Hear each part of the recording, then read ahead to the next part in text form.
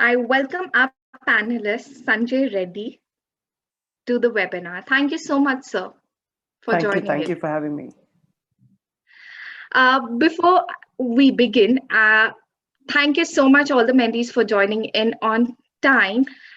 Without further ado, let's start with this session. This webinar, I'm Sriti from MyCaptain, and this webinar is in collaboration with Qfuss. Qfuss is a mentorship platform with a community of experts who can guide individuals in their journey. Also, Qfuss hosts coaching and workshop on different topics to enhance the skills. You can check out on www.qfuss.com.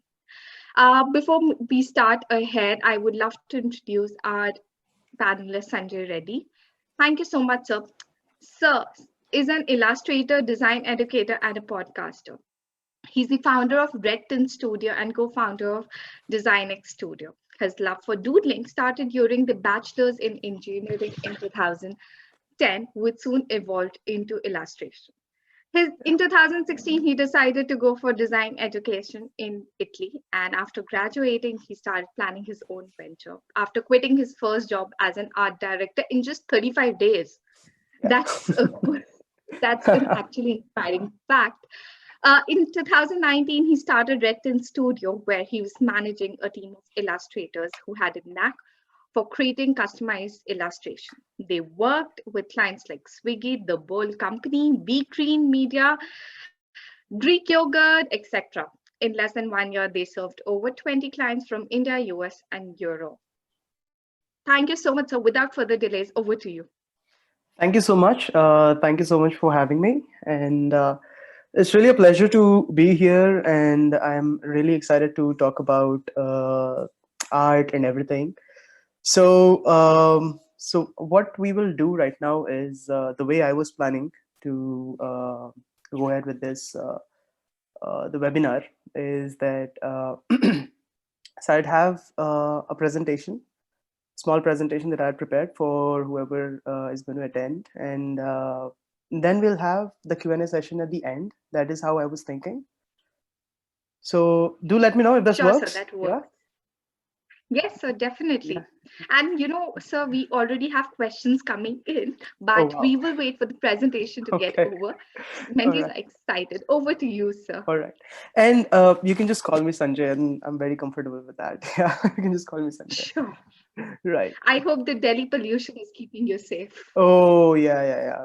I mean, I'm not going outside that much, but yeah, anyway. All right. So I will start with sharing my screen now. Yeah. Okay. All right.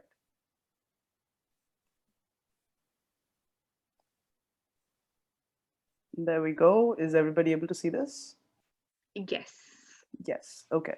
So like it was mentioned, my name is Sanjay Reddy, and thank you for the introduction. You pretty much covered the highlights in my career and everything. Yeah. So uh, a little bit about myself that I would like to add to the introduction would be that so I am an engineer by accident. Okay. So like every other Indian in India, mostly, uh, I ended up in an engineering college, and it was by accident. And then I followed my passion, and I went forward to uh, become an illustrator. And so I'm a published illustrator. I've been interviewed by channels and news channels and everything. Was listed in top 10 illustrators in India in 2019 by Indiefolio network. And I also go to universities. I take master classes. I am part of the jury members in a design school, and I go as an external and judge their students, masters and bachelor students' work. And yeah, talks with faculty sessions, etc., etc.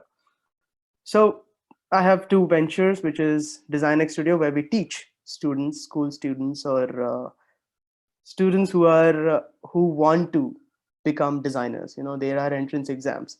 So part of the reason why I started this was that nobody was there to tell me what is design until 2014.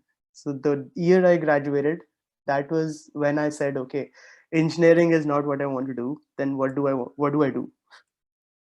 So this is one of the reasons why I and my friend, this guy, so we appeared for design entrance exams. This guy was ranked 10 in SEED entrance examination in 2014. I was ranked 14 in NID in 2016, but I chose to go abroad. So out of that experience, we wanted to help other students. So we also do creativity workshops. This was when we invited the Karate School of America to our studio, and we did a creativity workshop for them. Then a podcast that I started during the lockdown, and I'm really happy with the recognition that it has received so far. So it was featured among the uh, amazing podcasts. This was featured by uh, there's a reason why I put this slide. So I'm going to refer it to this later in the presentation, or maybe towards the end of the presentation. So this was published by a creative director in Portugal. Like one fine day I wake up and I see this. Okay, this is featured alongside TED Talks, which is just like crazy. Then like, okay, this is where we come to the art side of it, the illustrations that we've been listening to all this while, and what this session is all about. So this is where I do all the illustrations. We've worked with clients like Swiggy, V Green Media, and PKSA, Lazy Flavors, restaurants, and everything. And I've also worked with craftsmen to create these marble inlay with semi-precious stones. And okay, this was the campaign that we did for Swiggy. Okay, so Swiggy came to us and said, okay, the bowl company basically owned by Swiggy, they wanted to see how we can, collaborate and have doodles on their food bowls. So if any of you have ordered food from the bowl company, you would have noticed that it is a very good bowl. You can microwave it, you can reuse it, and it's plain white. So we said, okay, we can hand doodle those bowls, and said, how many can you churn out per week? I said, I have to think about it because I'll have to, do the math and see how it works out. And so by the end of all the negotiations and discussions and everything, we churned out 6,400 bowls in just 2 weeks. So there were 37 artists working on board for this project. And every bowl was unique because it was hand drawn. And it was a really amazing project. And these are the illustrations that I do at REDTIN Studio. Illustrations where it talks about completely the personality, the preferences of the person, even the color palette and the type of flowers that are, that is the preference of the person. It is completely customized. And yeah, thematic illustrations based on a theme. Then we have illustrations based on personality, their life journeys, philosophies, beliefs, etc., etc. So this was a little bit about myself and what I do. I hope I did not take that much time. Yeah, okay. It was, I think, 5 minutes here and there. Okay. All right. So the topic is how to sell art online. Now, my story, in this presentation, in this session, I won't be telling you the websites or how, you can, where you can sell. I'll tell you the steps that I followed as an engineering student who was very passionate about art and illustrations. So I'll tell you what worked for me. Okay, I'll share this. So when was it? 2012? No, 2013, when I had the first exhibition, my own exhibition in Delhi. And now it's what, 2020. So the 7 years of learning, I've tried to put it into very simple questions, and this won't take long because I wanted to keep it also very interactive. So yeah, let's just get into this. I see already people, there are some questions, I think. Yeah. Yes, we do have the first question ready. So Okay. we can have the Q&A later. You can continue with the presentation. All right. Okay. Cool. So, all right. Right. If you find yourself, so basically there are two types of people.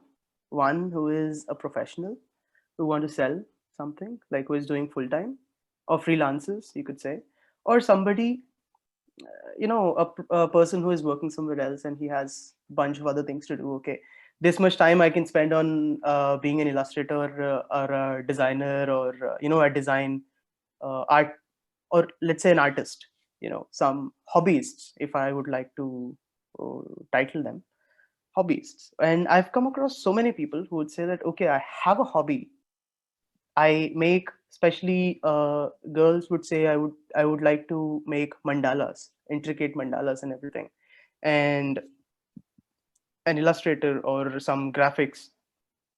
So how do I make this doodling or mandalas or illustrations into something that is more rewarding, rather much more than just a few likes on Instagram or Facebook. So uh, first thing, the very first thing that one person that a person must do is do your homework. Okay, now what do I mean by that? So you have to figure out what you enjoy doing. Are you in it for money? Are you in it for enjoyment? Are you in it because it could be that you have nothing else to do. Okay, I mean, it's okay. It was for me, I admit, because I had nothing else to do. I was like, okay, let's do this, and that turned out into my passion, and then I like later converted into a profession also. So now what are the things that you need to concentrate here? You need to see which uh, kind of artworks that you do, that you like doing. So this is more of asking yourself or seeing or trying different kinds of things, and then you'll realize that what the particular art style, let it be doodling, let it be mandalas or anything. Okay, and when I say do your homework, you could also start thinking about the kind of uh, the topics that you like to draw about. Okay, so these are the two main things that you need to figure out here in this stage. Like, this is the level 0. So you figure out what you want to draw and what you like to draw and how you like to draw as well. Okay, you could also use, test different mediums. It could be paint, it could be watercolors, it could be micron pens, it could be just ink pens or anything. Okay, so this is the very beginning stage. Now once you are clear and these things, I'm telling you like in advance, that these things take time. I have summarized it in very short slides, but these things do take a lot of time. Now, next thing, finding your niche. So there are a lot of things. When I started out, I initially in my exhibitions I used to do charcoal art, and there were very few people who were doing charcoal art in a conceptual way. uh, I still remember the first ever artwork that was sold. My first ever artwork that was sold was for 2,700, and I sold the original back then. And then it was like crazy moment for me, because in 2013 it went for 2,700. So I understood then that during the exhibitions and everything, that my niche, my target was those people who like to see the conceptual works, conceptual artworks. Okay. So what is your niche? what is your inclination as well. So you, how human beings function is that when you are drawing something, you are naturally inclined to drawing certain kind of things. Okay, certain topics that you pick up. Maybe you're a dog lover and you like drawing just dogs. Okay, it could be that. So you need to figure out, the more you draw, the more you figure it out. Okay, then you need to know your industry, what you're targeting, or your customer. So when you are in this step, in this stage, you need to know what you are targeting. For example, somebody would make food illustrations. So you need to see what type of illustrations are being made in that particular industry, and what kind of people are, let's say, responding to that content. Okay, and where your work can find its application. So this is something that you need to work on while doing your artworks. Okay, then comes your social media. A very important thing. uh, why I put it here, because you have done your homework, figured out your niche, and you have understood your industry. Now you need to put yourself out there, your work out there. Now social media doesn't only mean Facebook and Instagram. Okay, there is, people don't understand that LinkedIn as well is one of the social media platforms. Twitter is also one of the social media platforms. Now, where people respond, okay, the people do respond, especially LinkedIn, it is filled with professionals all over. Like, there is no spamming I mean, there are people who spam even on LinkedIn, yes, but no fakes, right? No fakes, no bots there. So if you think that your industry is food industry, then connect with people from the food industry, connect with marketing departments of the food industry, connect with people who have worked in the food industry, right? And connect with illustrators or artists who have work in the food industry. So what are you doing here? You are posting on LinkedIn about your work, okay? Which, when you make those connections, when you put yourself out there, even Instagram, like you can go on, doing the research on hashtag research, what is the app hashtag, what is the the trending hashtags and all those things. But the important thing is being organic. This the algorithms are very complicated. For that, you need to be very consistent when it comes to Instagram, Facebook, etc. And also LinkedIn. Why I prefer LinkedIn over all these things is that it is very organic. Okay, it is your content that gets the attention, and it is very genuine, because all the people, like, I have a lot of people who are in, different, like architects, interior designers, and also students and designers who want to, switch fields, etc. So they listen to my podcast, they listen to what I post, they see my work, and then they reach out to me. So this is a very good medium. So I would say that, according to me, my uh, kind of work that I do, LinkedIn is something that I prefer over Instagram. So it depends completely on your niche, like I said, your type of work. For example, if you are making something for $100, you're selling it for $1,000, let's say $1,000. So Instagram could work. Okay, Instagram could work. So you need to understand where people want to spend and how much. How much people want to spend on Instagram, right? People are usually there just to kill time, most of them, like usually, or they are looking out for certain people. When for example, somebody is looking up for illustrators in Delhi, so Delhi illustrator, or illustration, let's say artists in Delhi or Delhi artists, etc. So do that research and place yourself in such a way that wherever you want to gain traction, you use those hashtags on Instagram. This is very important. And after this, you need to tell a story. So you're on social media, you're on LinkedIn, Twitter, you're on Instagram, you're on Facebook, or you make YouTube videos as well. You need to tell a story.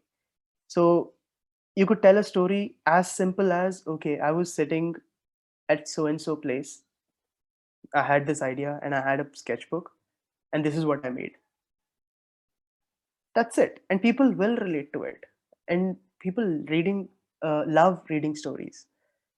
It is very important to have a story behind any artwork or anything. It could be, it could be a lame story. Doesn't matter. It should have a story. That is what is very important, that I have learned over the past so many years. Then understanding the analytics. A little tricky here when it comes to social media and everything. Now, why do I have the slide in this is because you need to understand the age group that you're targeting, or the age group that is responding to your content. So it could be, so how you can get this analytics is when you switch to business profile or creator profile on Instagram. Okay, you can go check that out. And so when you get this analytics, look at, let's say your age group is 20 to 35. That is the majority of your audience who are reacting, like responding to your, interacting with your content. So 20 to 35 usually have some purchasing power. Like 20 to 25 have a little less, 25 to 30 a little more, 30 to 35 a little more purchasing power. So you can also price your artworks according to that. And it will also give you a good example, a good idea of the kind of topics that you need to pick up. If the male audience is more, then you could also pick up topics like that. If your female audience is more, then you can also pick up topics like that. So it will help you optimize the content. And do remember that do not get lost in this. This happened with me personally because I was a little, few years ago, I think I was a little lost in these things, to gain traction and everything. But you don't need to pay attention to this that much. You need to keep in mind that you love what you create. You cannot just go on creating art for other people. Okay, you won't enjoy the process. So you need to enjoy the process. You need to find that balance, and you can only do this by practice and implementing it. Otherwise it'll just be a random person talking about some stuff. Okay, you just need to put yourself out there and do it yourself. Then comes your, like I said, relevant content. It's very important. For example, Christmas is approaching or Diwali is almost around the corner. You're a little late for Diwali. If you want to sell stuff, you can sell stuff for Christmas. Okay, you can sell stuff for New Year. So you need to plan a little ahead. You can make calendars which do really well. Okay, New Year calendars, journals, travel journals, your workout journals, your hobbies. So there are a lot of things that you can do, but you need to see which one is feasible for you, feasible for your style of work. My style of work, I don't know if I will do calendars. I don't think so. Maybe in future, sometime, if I come up with a new kind of illustrations, but not now. I would see myself doing portraits for sure, for gifting purposes. That is one particular segment. So you need to understand your segment and create content according to that. Okay. then don't give up. You're out of ideas. We all go through this process. We all go through this process, but you need to make sure that you don't give up. Okay, you do not give up. Then you have learn new skills. So all these things that I'm telling you are to be done at an individual level. Okay, something that you need to do. Then you are in a position to add value to the other person. Okay, there's another illustrator, there's another artist, there's another painter. So you collaborate with them, see the kind of work that they are doing, and if it can be interesting, the fusion of your work and that person's work. So you need to understand how that person is doing, right? And how I am doing. So then you collaborate and add value to each other. So the other person, when you reach out for collaborations, now why is collaboration important? Let's start with that. Uh, so you have a set of audience, that person has a set of audience. Let's say I have 1,000 followers, that person has 1,500 followers, because I would want to collaborate with people, with artists who are either good at their work, or they have more followers or more reception. Okay, so when you go for collaborations, the other person must also consider the fact that, okay, he or she is bringing this to the table, and which is going to help. You create a product and that will sell. Okay, there has to be that synergy. So keep these things in mind. That is why collaboration is important, and it's a very fun process, because two creative people working on one thing would bring out a lot of ideas to you also. Then the thing that most of the creatives struggle with, networking, because majority of the creatives that I know are introverts. I know. And but it is very important to network. And let me tell you this, just by networking, I just just a month ago I finished a project in Malta, which is a country just below Italy. So just networking, nothing else. That was just pure networking. So it is very important. Reach out to artists abroad. Reach out to if you want to make money in dollars, then reach out to artists in USA and do the research. Okay, I'll tell you a few platforms. Etsy is one place where uh, Americans buy. Americans buy a lot of things from Etsy. So what will sell on Etsy? Authentic Indian stuff will sell on Etsy. So I have a friend who sells authentic Indian art. Like, she adds something or the other which reminds them of India. Okay, so she sells on Etsy and she's doing really well. So all part of the finding your niche and understanding your industry. So if your niche is in Europe, if your niche is in let's say uh, take any country, South Africa. So find out what is happening there. What are the trends? What are people doing there? What are artists doing there? So what are the topics, that are trending in that particular area? Instagram will give you everything. Okay, and just create those things, and even try to collaborate with people who are there. So that will give you a foothold, and you can, just one collaboration. Don't look for money. I'm telling you, don't look for money in the beginning. Just put yourself out there. It is very important to be visible first, and then you can think about making money. So be visible, very important. Then you can make I mean, you'll be surprised that you'll have so many projects that you don't have time to sleep, right? And that was about my journey. This is I tried to put it in a very simple way, because I didn't want to complicate things. Like, this is my Instagram. You can check out my work. If you like it, you can follow me there. And I think now we can go for the Q&A. And yeah, please feel free to ask. Before starting with the Q&A, I'm going to start with the statement that create art for yourself and not for others. I Yeah. think this one sentence is just inspired everyone on board today. Right. Moving ahead, the first question is, Sanya wants to know, why did you quit your job as an art director? Because she wants to take it up as her Okay. career. Okay. Okay, Sanya. So I am a little what do you say? So when I started working at this animation studio, I that was my first ever job. I never worked before. I only did internships, and I never worked. And I was so used to freelancing that I was earning more than my job while freelancing. But I got into that job because I was very curious to know how the industry is working.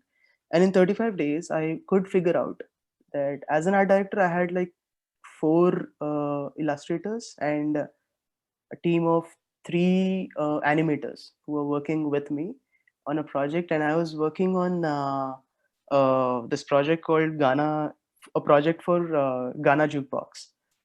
So we were making videos, okay, illustrator videos. So I was conceptualizing that video and everything. And I decided that I was working really hard. It was a very intense job. And I thought, why am I working on somebody else's company this much? You know?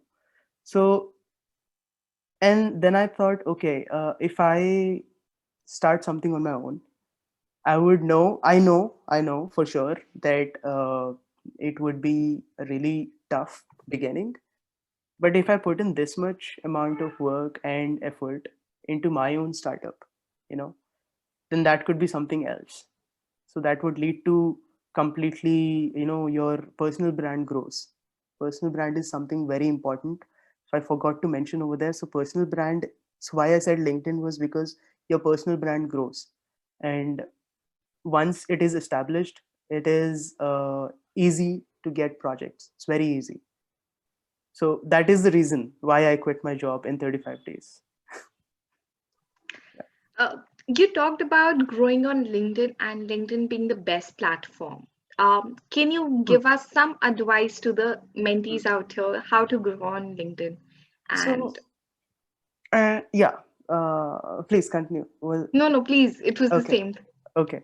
All right. So, why I say LinkedIn is that this I discovered this year itself. Okay, this is a very recent finding that I also got to know. And the kind of response that I'm getting on LinkedIn is that it's either the directors or founders of startups or those things that are reacting to my content. Okay, and they are whether educate, since I'm also an educator, a lot of educators also out there are reacting to my content and etc, podcasts and everything. So when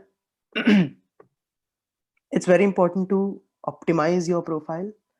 Like if you are an illustrator, your profile should say that, your tagline should say that, and you must have some links in your featured section on LinkedIn, which people can directly see and directly go to that page where your works are. So that is very important. And see, this might work for some people. Some people it might not work because, like I said, if you are selling something, let's say below 3,000 or 4,000, I think if you're targeting masses, okay, if you're targeting masses, then Instagram might work for you. But if you are doing like I do, mostly one-offs, okay, one-offs with companies or one-offs with uh, the founders or the company owners or for products. So those kind of things, for me, Instagram doesn't work that much. It's just for a presence, but I get it from LinkedIn or networking mostly. Yeah.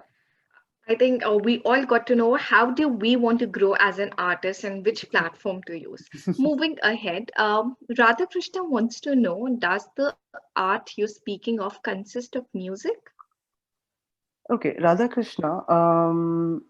I mean, I do listen to music, but it's a little vague, the question. Does this art you're speaking of consist of music?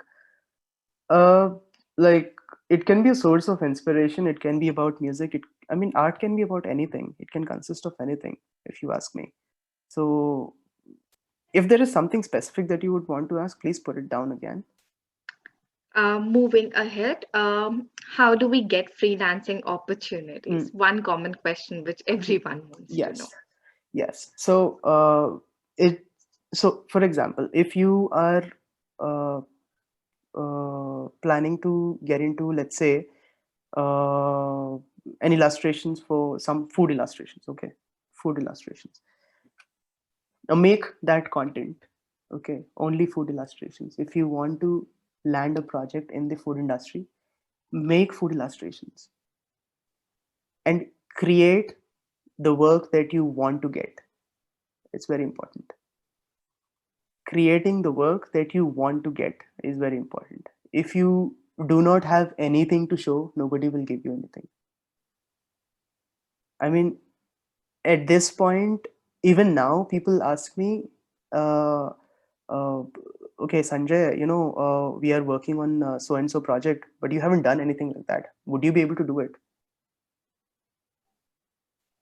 Though I have actually worked with so many people and clients from India and also abroad, people do ask me because it is very important. But it is also how you convince. But if you're starting out, then I would say that creating the kind of work that you want to work on is very important. That is only way out of this because you need a portfolio to show to your clients, to your prospective clients. Yeah. Another question related to freelancing. Tejaswini wants to know, she loves freelancing, but it's very erratic and she feels like she needs a stable job. But she is not a cutoff for it because she feels exactly what you said earlier. How to get hold as a freelancer. Okay. It is very erratic. Okay, I do agree to that. It is not stable. 100% true. 100% agreed. But when you become a freelancer, you learn a lot more than art. Okay, you can create art, but you learn a lot more than art. You learn to market yourself because nobody is doing it for you. You have to do it for yourself. Okay, and you learn to understand the time that you spend on one project. And once you understand that, before a project is finished, you will start pitching to somebody else for next project. Okay, so that is how it worked for me.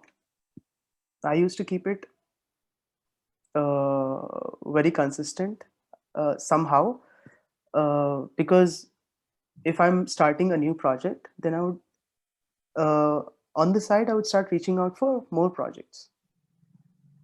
That is what helps you to somewhat keep it a little stable. But there will be dry periods for sure, because it's freelancing, nothing is stable. But one other way to do this is uh,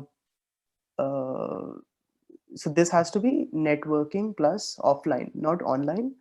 What happens is, if there is a restaurant, you can just like, again, food industry example, because for example, there's a restaurant and you want to make food illustrations as a freelancer, then you can talk and what do you say, pitch to the client a very long term engagement solution for them. Okay, for example, you will make 3 illustrations in a week, small illustrations like post, which can go on their Instagram, okay, of their dishes, of their special dishes.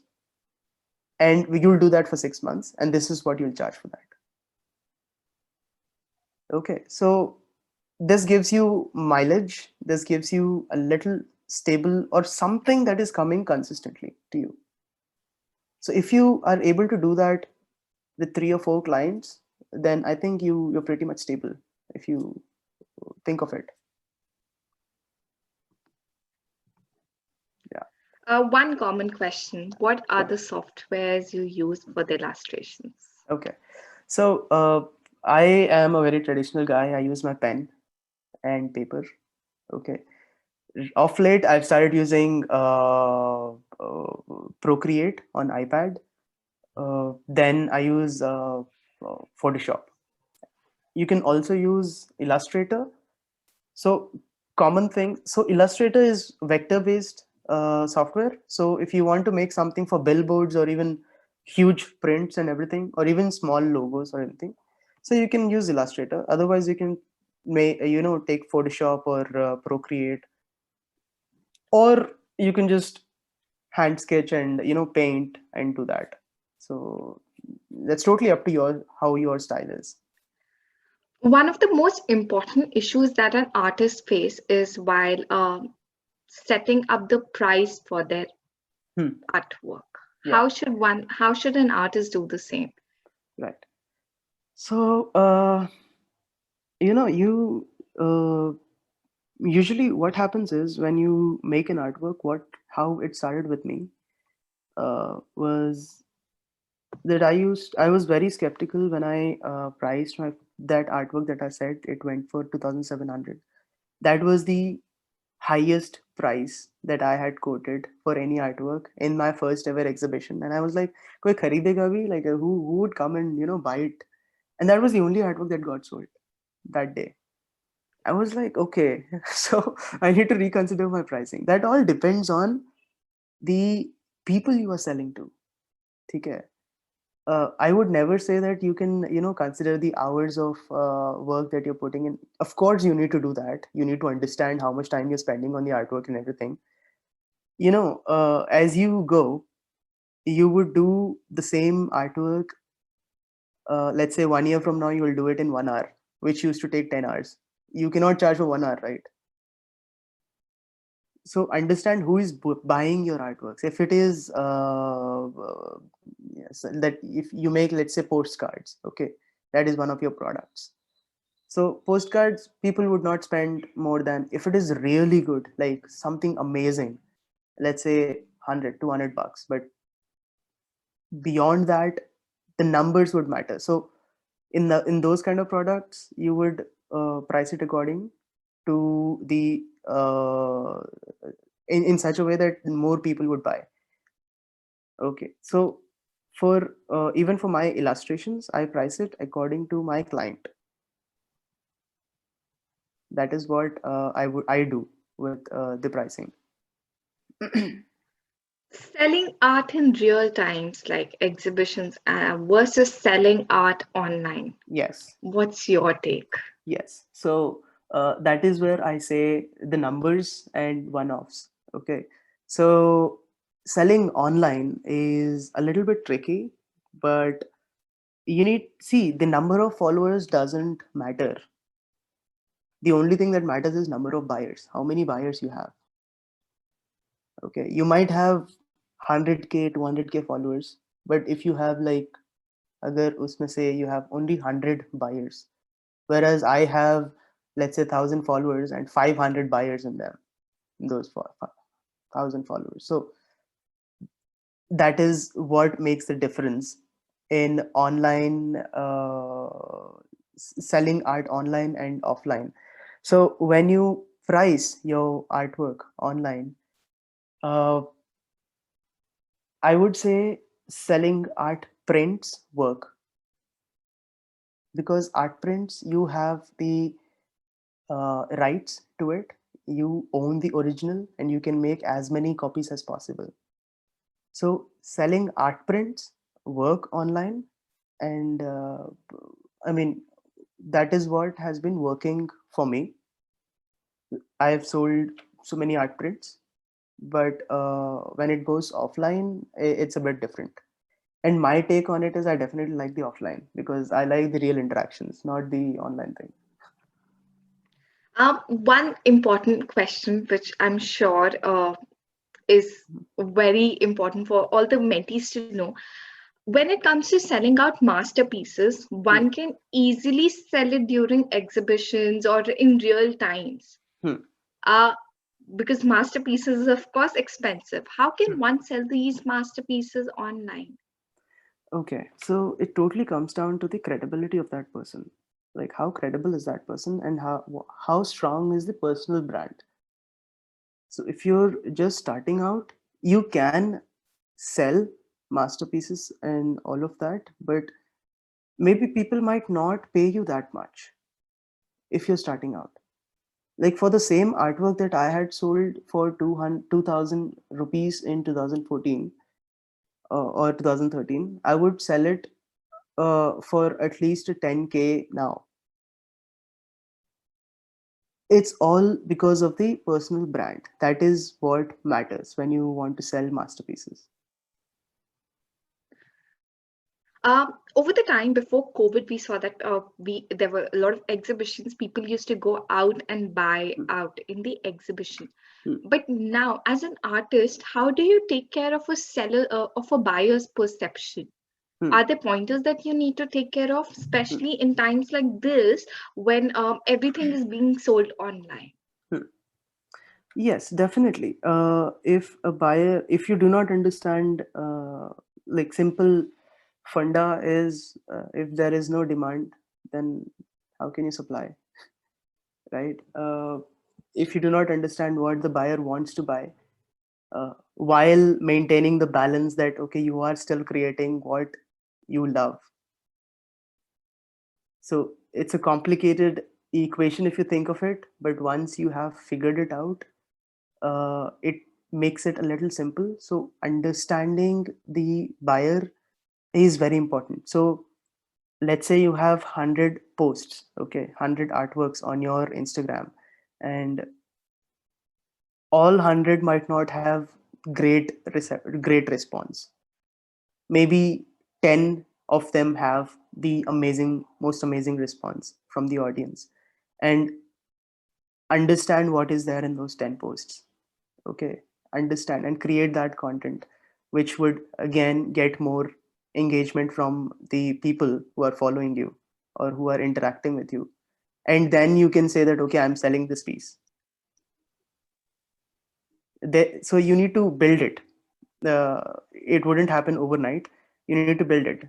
So there's a, what do you say, slowly you put it in front of them slowly, and then you say, okay, today I'm selling this art print, or today I'm selling the original of this. Then people will get interested. How does one negotiate when it comes to selling art online? A lot of people, buyers particularly, want to negotiate the prices. To what extent does an artist needs to stop when it comes to negotiation? Okay, so artist, the price is whatever the artist quotes. That is true. And I would say don't go down by huge margins. Uh, you need to understand, if, see, again, there are different scenarios. If you're just a hobbyist and you're saying, acha, theek hai, it doesn't matter how much it goes for, I just want to sell. Okay, then you can go down a little lower. But let's say you've quoted it for 10,000, and or yeah, let's say 10,000. Then usually what I offer discount is not more than 5 to 7%. Not more than 5 to 7%. That is what I do, and that is what my threshold is. Because beyond that, I would say, uh, I'm sorry, I don't think this is going to work for me. And see, when you're doing that, when you're saying no to a client, don't be afraid to say no to the client. Okay, when you're saying no to that person, he is going back and he's telling 10 other people, okay, this guy is only selling it for 10K and he's only willing to go down to 9,500. So he is creating that for you. But if you are going down, let's say you say 10K and he says, okay, 5K, and I say, okay, haan, theek hai, le jao. Right? That guy is going to go back and say, nahi yaar, isne 10K bola tha, and now he's like sold it for 5K. You can go and get it for 4K also. So you're degrading yourself. So keep these things in mind when you negotiate with your buyers. I think that's a very important point for everyone to know when they are selling their art online, because we, as a artist, we all get confused till, I mean, we really think that, yeah, we should just sell it off and lower down the value. So who's been your biggest inspiration when it comes to selling art or coming into the field of art? Okay, so like I said, I was introduced to doodling by accident. Actually, I was on Instagram and I was looking at this artist on a Filipino guy, Kirby Rozans. A lot of people know him, and that is he was my inspiration because he was traveling to different places and doing different, like he's drawing the traditional black and white art and drawing on pen and paper, with pen and paper, and he was like bagging big projects. I said, okay, maybe I can also I never thought I would get into it professionally back then. It was more of, okay, this looks cool, maybe I should try, this looks really amazing. So I started off with that, and that was my inspiration. And if I have to uh, other people, there's another artist called Kim Jung Gi, and he is really amazing artist. I've never seen anybody like him. Then there is, if I have to name Indians, there is of course there is Shantanu Hazarika. He's also, I know him personally also. So he's also good inspiration for me because uh, kind of have the same story. Mechanical engineer, he was also mechanical engineer. I was also mechanical engineer, and we shifted to this. So yeah, that kind of thing. One last question before we end the session for today. Mm-hmm. Has COVID really impacted the art industry or selling of art? Yes, very important question. A very delicate question also, because the reality is not good. The reality of it. So the art industry, yes, it has affected. It has affected people, because people don't have that much purchasing power. Okay, now they only go for essentials. The time is changing for sure, but the effect is there for sure. uh, but now the application could be a little different. Okay, now lot of artists have come up with customized face masks. Okay, so even in COVID, you need to be very open to, mend your ways and, bend your art styles and everything to find different opportunities. So that is one way of getting out of it. But yes, definitely it has affected. And I have personally seen it because like a lot of projects got uh, took, let's say, 2 months more than what it must take, you know. So that is basically 2 months of opportunity lost there. So it has affected for sure. One advice to the budding artists all present out here tonight. Okay, so guys, only one thing that I would say is create what you love. Create what you love. Don't get lost into gaining more followers on Instagram. That is complete bullshit. Don't get into that loop. You will be under a tremendous pressure of, posting every day on Instagram. Your brain does not function like that. You only create when you have ideas, when you feel relaxed. It is a very relaxing process. It is not something that you create under pressure. Okay, so don't get into that loop. If you are if you are in that loop, then please take a step backwards and just create for the sake of creating, not for followers, not for likes. That is what I would suggest. with this, we come an end to the session. Thank you so much, everybody. Thank you so much, sir, for giving us this opportunity. I, Srishti, on behalf of MyCaptain, thank everyone for joining in. This session, this webinar is in collaboration with Qfuss. Qfuss is a mentorship platform with a community of experts who can guide individuals in their journey. Also, Qfuss hosts coaching and workshop on different topics to enhance their skills. Please check out on www.qfuss.com. Thank you, everyone, for joining in. See you all for the next session. Thank you so much. Thank you.